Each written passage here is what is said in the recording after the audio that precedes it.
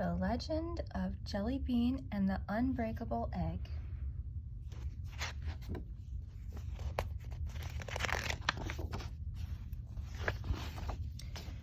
It was just before Easter on Holiday Hill Farm when 5 little chicks hatched in back of the barn. First came Rose, then came Violet. Next, Lily came along, then Daffodil and Tulip, and then something went wrong. One little chick, chick number 6, couldn't get out of her egg. The shell was too thick. She tried every trick that a chick knew to do. She tried and she tried. The others tried too. They pecked it, they poked it, they gave it a whack, but that unbreakable egg just wouldn't crack. So they begged and they pleaded, they started to shout, but that unbreakable egg would not let her out. Then the farmer came in and took chick 6 away with the rest of the batch that hadn't hatched that day. The chicks followed the farmer past geese, goats, and cows, up the front steps and into his house. There were eggs on the table, there were eggs on the chairs, there were dozens and dozens, but which egg was theirs? The chicks flapped and they flapped and they flew through the air.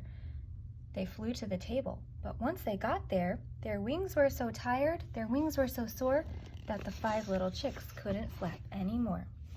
One by one, the chicks dropped from the sky, right into crocks filled with Easter egg dye. Now, Rose was red and Violet was blue, Lily was orange, Tulip green through and through, and Daffodil was as yellow as any daffodil that grew. Inside her egg, chick 6 started to cry.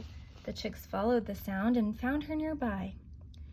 They attacked from the front, they attacked from the back, they attacked one by one, they attacked in the pack. But that unbreakable egg still wouldn't crack.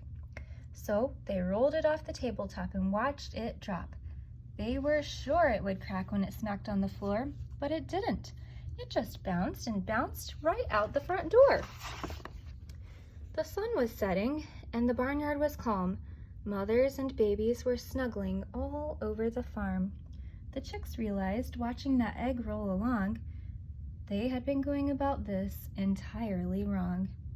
Instead of whacking and smacking and attacking that egg, they should have been hugging and holding and hatching that egg. So these birds of a feather all huddled together to keep chick 6 nice and warm. Then it started to drizzle, and the drops that fell made the dye from their feathers drip onto the shell, and the pattern the 5 different colors created made that unbreakable egg look decorated. And on Easter morning, with the sun shining bright, the 5 little chicks woke up from the night. There were colorful pieces of shell on the ground, but where was chick 6? They looked all around.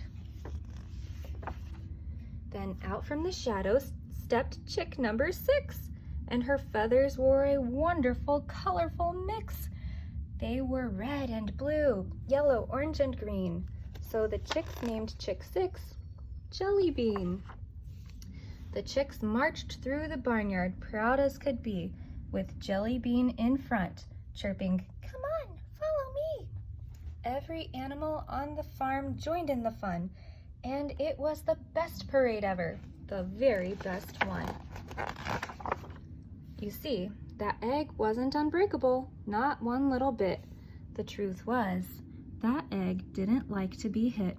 So when you have a problem that grows and grows, think of Daffodil, Tulip, Lily, Violet, and Rose. And when you get stuck and don't know what to do, don't hit, don't shout, don't pout, don't beg. Remember, there's more than one way to crack an egg. The end.